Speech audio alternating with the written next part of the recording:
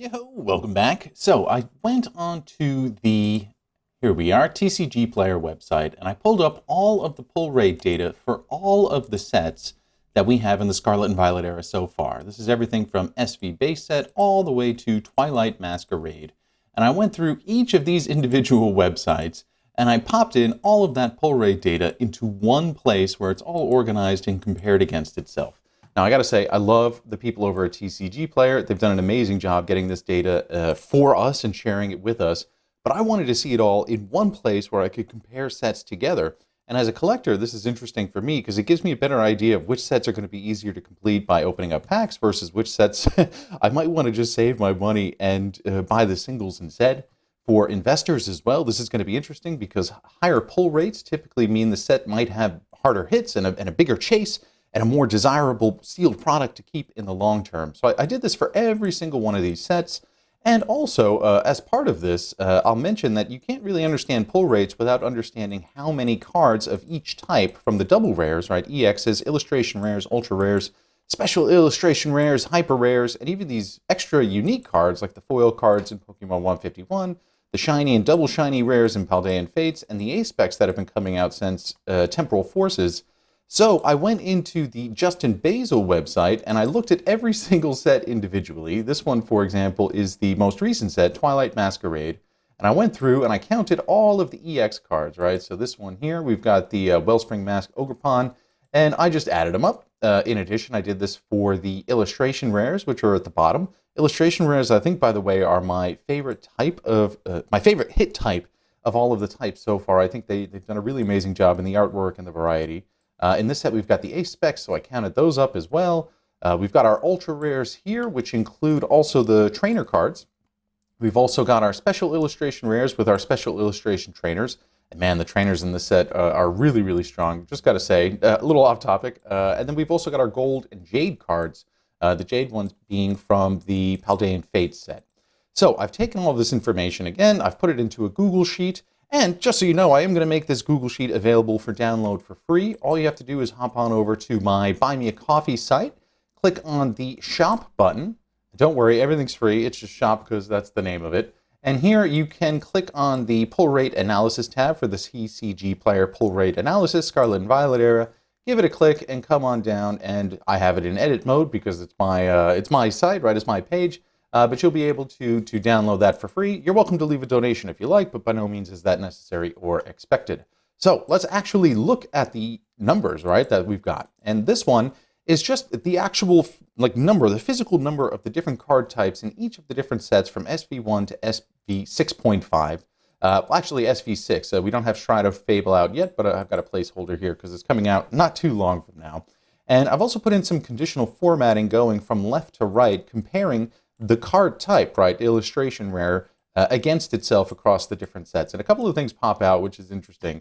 First, who knew that Obsidian Flames had the most EX double rare cards of all of the sets, right? One thing that Obsidian Flames is the best at, and I'm going to keep defending Obsidian Flames because it was the first set coming out when I got back into Pokemon. So, yeah, nice job, Obsidian Flames. Followed by Paradox Rift. As far as the illustration rares go, there's actually a huge variety where the least number is 3 from Paldean Fates and the most is 36 from Paldea Evolved, so 12x difference. And you'll notice here a trend that's developing where Paldea Evolved and Paradox Rift have the most hits of any of the sets that are coming out. And this is largely one of the reasons why Paldea Evolved and Paradox Rift are considered two of the stronger sets of the era. Certainly Paldea Evolved takes the nod on this one.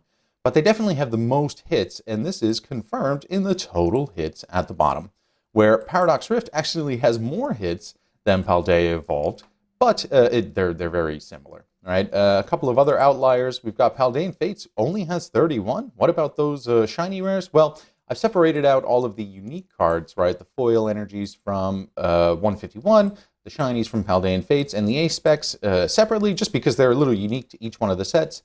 And at the bottom, you can see that when we add these back in, Paldean Fates actually has the most hits of any of the sets out so far, which makes a lot of sense. It also has one of the funner pack opening experience that I've had so far, right? Because almost every other pack you're getting a hit of some sort. And then we're followed again by Paradox Rift and Paldea Evolved.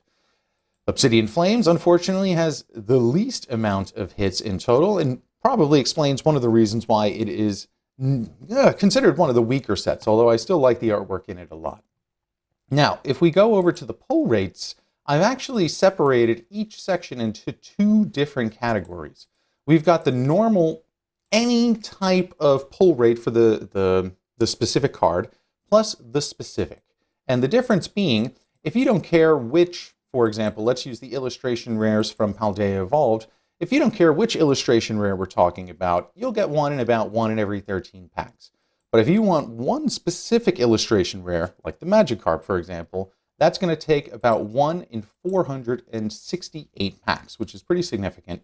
And the way that I got this number is I pulled the any information from, not this one here, I pulled the any information from the website, from TCG Player, and I'll just find the illustration rares here. So for example, illustration rares for Twilight Masquerade are about 1 in 13. So let's go Twilight Masquerade, illustration rares, 1 in 13. Then I came over to the Justin Basil page, and I counted the number of illustration rares. So here we have 6, 12, 18, 19, 20, 21, and you get 21 multiplied by 13 equals 273. So if you want one specific illustration rare for Twilight Masquerade, for example, it would be about 1 in 273. I think I said 63 the last time. I've also gone through and added some color formatting here to highlight some of the outliers. And if we look at the illustration rares, you can see here that Paldea Evolved and Paradox Rift clearly have the hardest pull rates for getting a specific illustration rare. And the main reason for that is they have the most number of illustration rares of any of the sets, meaning to get a specific one is going to be much more difficult than a set like Obsidian Flames, for example, which only has 12 and has a corresponding lower pull rate. Paldean Fates only has 3, so we've got 1 in 14. 14 multiplied by 3 is 42. So if you want to get all 3 of those illustration rares, statistically, odds are in about 42 packs you'll do that. The ultra rares, you can see here that the pull rates start to get even higher. Not quite as high as Paldea Evolved and Paradox Rift, but overall the trend is that they're starting to get a little higher. But ultra rares, who cares? Let's go straight to the special illustration rares, because that's where the good stuff is. And something interesting happens on the first half. You can see that the odds for getting one in the first half was 1 in 32 packs. So in each booster box, you're probably going to get one special illustration rare. And then I don't know if the Pokemon Company did this intentionally or if they were responding to consumer sentiment or feedback or what have you, but the numbers started to increase. And once we got to Paradox Rift, it was 1 in 47. So you're not necessarily guaranteed a special illustration rare per booster box. Then we're up in Paldean Fates, right? Where you're looking at the equivalent of 1 in 58 packs. So what, 1.5 booster boxes, something like that.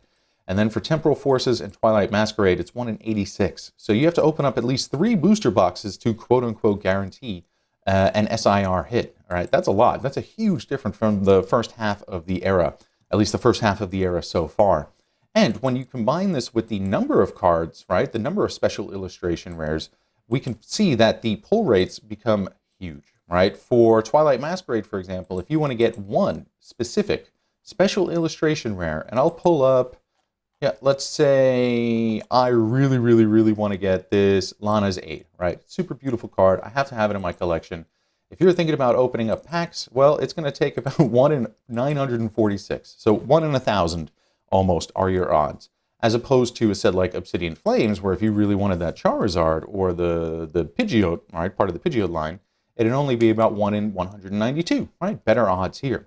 And the hyper rares, right? So we're looking at all of the cards that are down here, the gold cards or the jade cards in the in the Paldean Fate set. Those pull rates get even crazier, right? These are going up from 54, 50, 50, 50, up to 82, 1 in 62, and then 1 in 139 and 1 in 146. So it really stands out that Pokemon has changed the pull rates for the last 2 sets drastically, and that this trend began all the way back in Paradox Rift. So for me as a collector, I'm definitely going to keep opening up an ETB of each set. I might open up a booster box if I'm feeling like it, but I'm probably going to start shifting gears and thinking about buying singles anywhere from, I don't know, 4 to 12 months after the set comes out, or longer, depending on what else is going on, right? We've got some cool announcements about other great sets coming out. So I might want to save my money for those. Now, I've also taken this information in fraction form and I have replicated it in percentage form. So let's take, again, a card like, let's actually come down here to the foil energies. All right, the foil energies, you get 1 in 4 packs. So that's a 25% chance per pack of hitting one of these foil energies. Whereas in that same pack, you would have a 3% chance, 3.13% chance of pulling one of those 151 special illustration rares. And if you really wanted that Charizard or the Venusaur or the Blastoise or the Alakazam or the Zapdos or you name it, it'd be about you would have about 0.45% chance of doing that per 151 pack. So pretty low odds. And this is it, everybody. This is my analysis. Again, I'm going to make it available for free download on my Buy Me a Coffee page. I'll put the link in the description below. And happy hunting, happy collecting. Thanks for watching. We'll see you in the next video. Ciao for now. Peace.